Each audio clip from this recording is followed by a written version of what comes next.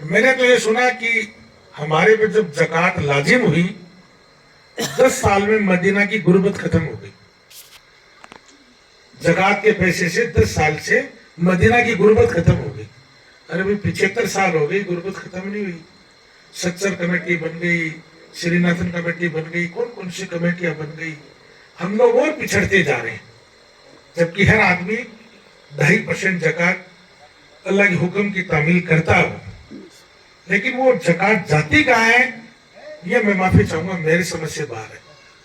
मैं अभी जब मुंबई था इनके ऑफिस में, तो मैंने एक बात रखी कि करोड़ों रुपए की ज़कात, अरबों रुपए की ज़कात, हर चांद, रमजान का चांद दिखने से लेके और ईद के चांद तक हिंदुस्तान में करीब करीब 75 से 80 हजार करोड़ रुपए की ज़कात जिस कम्युनिटी की निकल जाती हो, वो कम्युनिटी गरीब हो सकती है, बगैर छत की हो सकती है, बगैर शिक्षा की हो सकती है, उनकी बेटियां कुंवारी रह सकती है, वो कभी परेशान हो सकता है।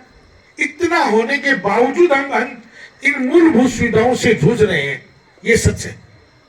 तो मेरा आपसे गुजारिश है, और मैंने रहीम साहब को उस दिन कही थी बात कि डेवलपमेंट करने के लिए हमें किसी से पैसा मांगने की जरूरत नहीं, अल्लाह ने हमें एक रास्ता दिया निकाल के।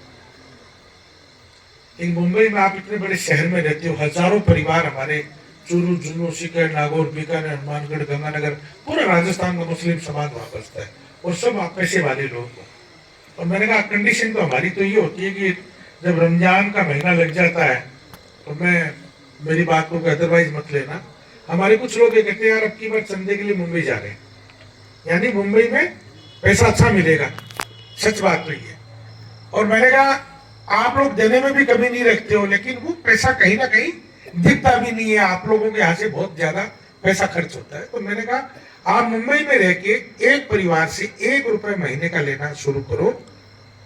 हजारों परिवार ऐसे हैं जो मुंबई में बसते हैं, लाखों रुपए का कलेक्शन आपका महीने का हो सकता है, कोई लोगों की कमी नहीं रहे। और रहीम साहब पर बड़ी जिम्मेदारी इसलिए कहता हूं कि आप खंडेला के जन्मे हैं, खंडेला में आप बड़े हुए हैं, और ये खंडेला वालों की दुआएं हैं कि अल्लाह ने आपको देने वाला गनी बनाया है। तो मैं आपसे उम्मीद करता हूं कि खंडेला में आपकी तरफ से इस समाज के लिए कोई ऐसा इदारा बना के दो, एजुकेशन इदारा बना के दो, जो आने वाली नस्लें आपको याद रखें। तो मुझे उम्मीद है इंशाल्लाह इस मौके पर कि पूरी फैमिली, हालांकि ये बड़ा डोनेट करती है, आप लोगों के लिए खड़ी रहती है, आपके सुख दुख में खड़ी रहती है, लेकिन मुझे उम्मीद है कि आज मैंने जो बात इनसे कही है, ये मैंने इनसे पहले कभी जिक्र नहीं किया, आज पहली बार मैंने इनके सामने, अगर इनको बगैर बताए मैंने बात कही है। क्यों? सरकार से कितना कम मिलेगा, ज्यादा मिलेगा, वो बात की समस्या है।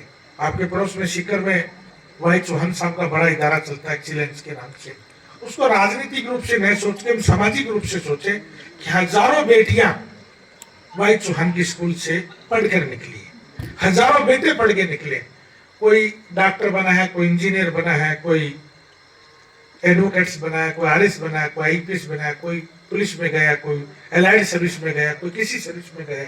तो ये बहुत बड़ी बात है।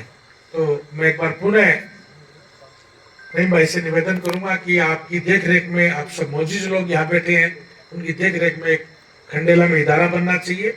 और मैं पुनः आपको इस बात के लिए याद दिलाता हूँ कि जब कोई इदारा बनेगा तो इंशाल्लाह मेरा परिवार आपके साथ रहेगा। साथ ही पुनः एक बार आप जितने भी लोग यहाँ पधारे हैं, आप सबका बहुत बहुत स्वागत, अभिनंदन।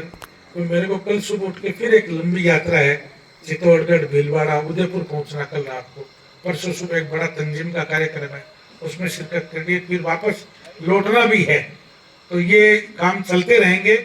आप लोगों ने इतनी देर रात तक रुक कर जो हमें मान सम्मान दिया, उनको कभी इंशाल्लाह भूलने की हिम्मत भी नहीं कर पाऊंगा। और खंडेला मेरा परिवार आपको आधी रात को मेरे घर पे आवाज मारे, मेरे लायक जो भी कार्य खिदमत हो वो मुझे आप आदेश करें। अस्सलाम वालेकुम।